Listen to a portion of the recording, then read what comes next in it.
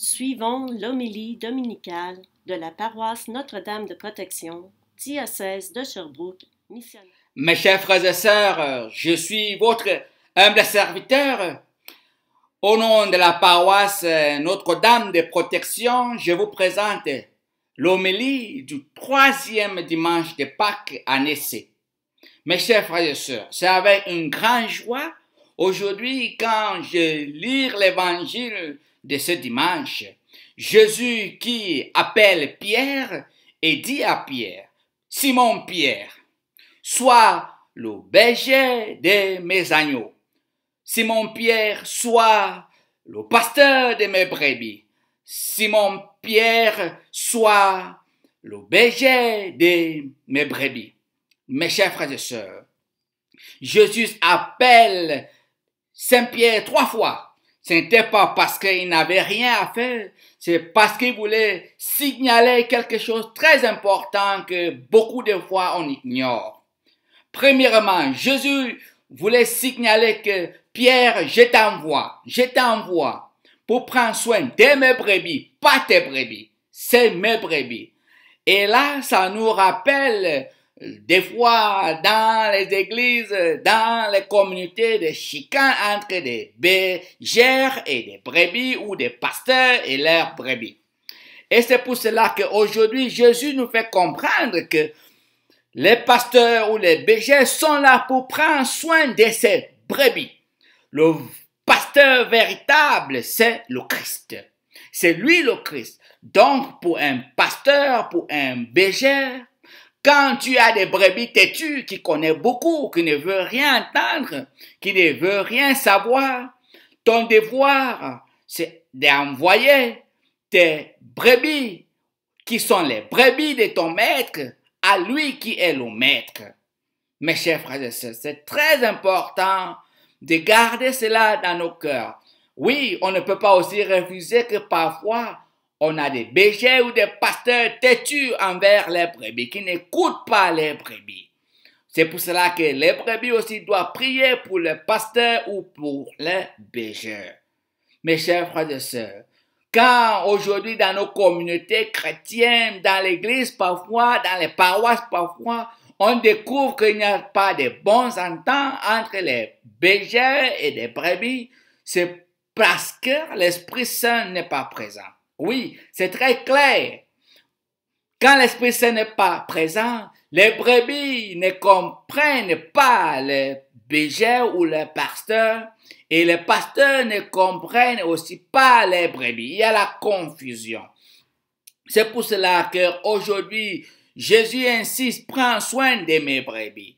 Quand les brebis sont têtues, que les pasteurs ou les bergers amènent les brebis au Christ, confiez les brebis au Christ. Je sais, parfois c'est pas facile, mais confiez-le au Christ.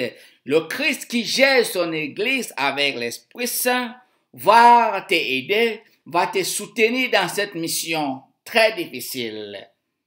Mes chers frères et sœurs, et c'est pour cela qu'aujourd'hui, nous voyons dans notre première lecture comment les apôtres étaient très contents parce qu'ils étaient humiliés par les pharisiens.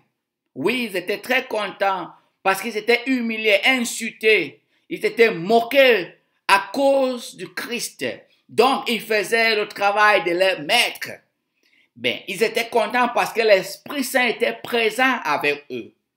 Comme je cite dans ce livre des Actes des Apôtres, « Vous voulez donc faire retomber sur nous le sang de cet homme ?» En réponse, Pierre et les apôtres déclarent « Il faut obéir à Dieu plutôt qu'aux hommes. Le Dieu de nos pères a ressuscité Jésus que vous avez exécuté en le suspendant au bois du supplice. C'est lui que Dieu, par sa main droite, a élevé en faisant de lui le prince et le sauveur pour accorder à Israël la conversion et le pardon des péchés. Quant à nous, nous sommes les témoins de tout cela avec l'Esprit Saint que Dieu a donné à ceux qui lui obéissent. » Fin de citation. Mes chers frères et sœurs, à ceux qui lui obéissent, l'Esprit Saint leur guide, l'Esprit Saint leur montre le chemin. Dans une église ou paroisse ou communauté ou famille, que l'Esprit Saint n'agit pas, qu'il ne laisse pas l'Esprit Saint les aider, les inspire, il y aura toujours les chicanes. Et c'est pour cela que ce qui me touche plus encore dans cette lecture est que les pharisiens, ces juifs, ont dit, vous voulez nous rappeler que le sang du Christ va tomber sur nous et nos enfants. Ils avaient honte parce qu'ils avaient fait du mal. En pensant qu'ils ont fait du mal, ils ont fait du bien parce qu'ils ont aidé que la mission du Christ sur la terre soit réalisée. Et c'est pour cela que ça nous rappelle que nos ennemis auront honte toujours en nous voyant quand nous obéissons l'Esprit Saint. Quand nous obéissons Dieu, Dieu nous envoie son Esprit Saint. C'est tout ce que Dieu a besoin pour nous, que nous l'obéissons. C'est tout. Et quand on obéit Dieu, comment obéir Dieu? Suivez ses commandements, aimez-vous les uns et les autres. Quand nous obéissons Dieu, l'Esprit Saint vit avec nous et nous vivrons dans la joie. Et quand nous vivrons dans la joie, nos ennemis ne sont pas toujours contents et ils vivent dans la honte. Mes chers frères et sœurs, nous devons être très contents parce que quand nos ennemis sont contents, c'est le moment où nous sommes tristes.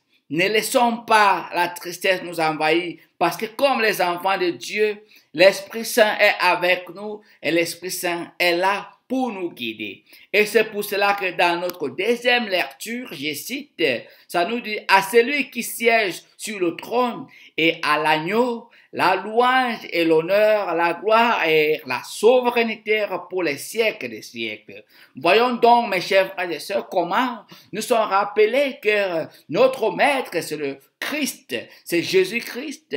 Il ne nous a pas abandonnés, il nous a envoyé son consolateur. Il nous a envoyé l'Esprit Saint qui nous guide.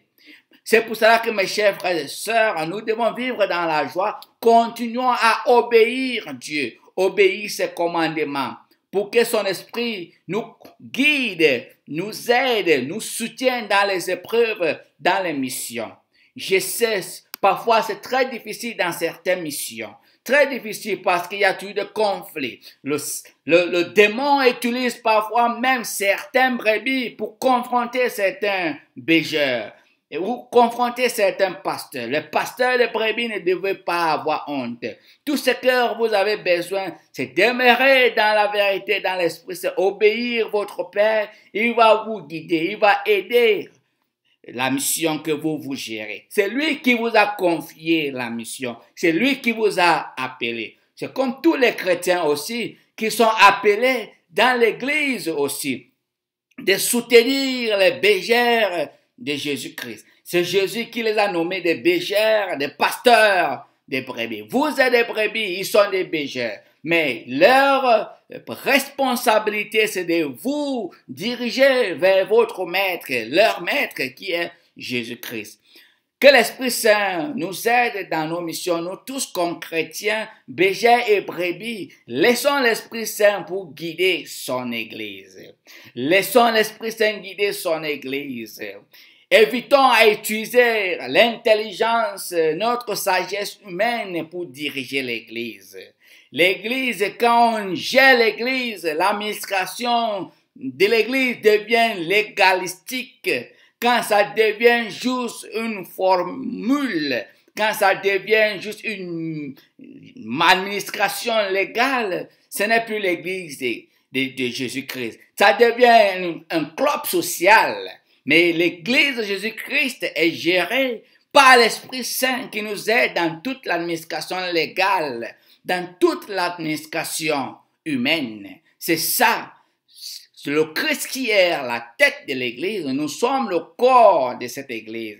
Et cet corps est maintenu par l'Esprit Saint. Ce corps est attaché par l'Esprit Saint. Et c'est pour cela que dans les Actes des Apôtres, les brebis et les pasteurs vivaient ensemble. Ils partageaient tout. Il y avait la joie, il y avait l'amour. Et aujourd'hui, on voit quoi aujourd'hui? Les conflits gauche-droite dans les paroisses, dans les communautés, dans les familles. Pourquoi? Parce que l'Esprit Saint est absent parce qu'ils ne prient plus, parce qu'ils ont perdu le sens sacré, parce qu'ils ne connaissent pas comment va vers le Maître véritable qui est le Christ. Mes chers frères et sœurs, par nous-mêmes, on ne va pas réussir, mais par l'Esprit Saint qui gère l'Église, on va réussir, on sera toujours content et on vivra toujours dans la joie. Mes chers frères et sœurs, que Dieu Tout-Puissant vous bénisse durant cette semaine. Continuons à invoquer l'Esprit Saint qui nous aide dans notre Église, dans nos missions. Bergers comme brebis, nous avons une mission de vivre ensemble et montrer au monde que nous sommes des enfants du pasteur véritable qui est Jésus-Christ. Que Dieu Tout-Puissant vous bénisse, le Père, le Fils et le Saint-Esprit. Amen.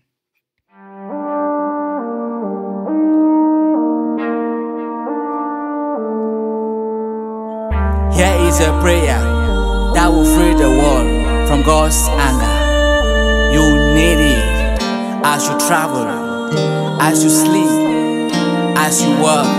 Pray it. For the sake of His sorrowful passion, have mercy on us. For the sake of His sorrowful passion, have mercy on us. For the sake of His sorrowful passion, have mercy on us. For the sake of His sorrowful passion, have mercy on us. And the whole world.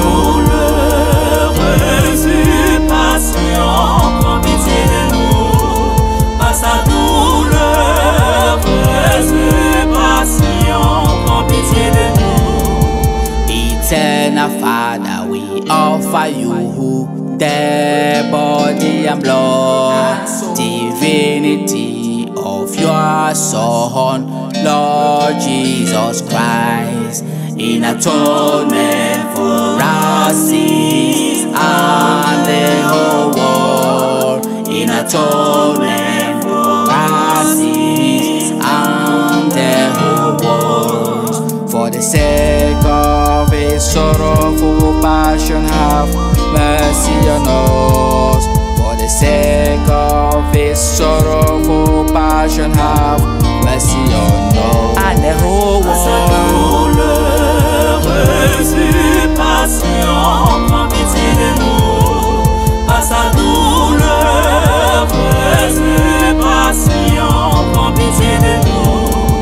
For the sake of His sorrowful passion, have mercy on us. For the sake of His sorrowful passion, have mercy on us. For the sake of His sorrowful passion, have mercy on us. For the sake of His sorrowful passion, have mercy on us. For the sake of His sorrowful passion, have mercy on us.